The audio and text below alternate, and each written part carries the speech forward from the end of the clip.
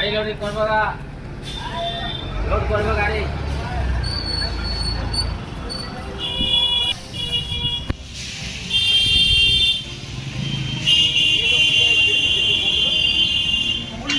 একদিকে যখন দিনভর বৃষ্টিতে জেরবার সাধারণ মানুষ, তারই মধ্যে পশ্চিম বর্ধমান জেলার অন্ডাল থানার অন্তর্গত উখড়া বাজার সংলগ্ন একটি বেসরকারি ব্যাংকের এটিএমে দুপুর নাগাদ ভয়াবহ আগুন। ঘটনায় ব্যাপক চাঞ্চল্য সৃষ্টি হয় এলাকায়। স্থানীয় সূত্র থেকে জানা যায়, শর্ট সার্কিট থেকে আগুন লাগার ফলে ভস্মীভূত হয়ে যায় এটিএমটি। তবে এদিন দুপুরে ঘটনাটি প্রথমে নজরে আসে স্থানীয় লোকেদের। সঙ্গে সঙ্গে ঘটনার কথা জানানো হয় আসানসোল দুর্গাপুর পুলিশ কমিশনারেটের অন্ডাল থানার অন্তর্গত উখড়া ফাঁড়ির পুলিশকে। ঘটনাস্থলে পুলিশ পৌঁছে দমকল বাহিনীকে খবর দেয়।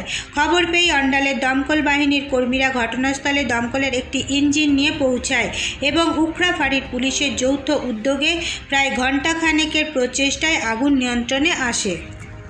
এসিতে শর্ট সার্কিট হয়েছে। ওরা যে আমাদের এইচডিএফসি ব্যাংকের যে এটিএমটা আছে, সেই এটিএমে দুটো এসি ছিল, তার মধ্যে একটা এসি শর্ট সার্কিট।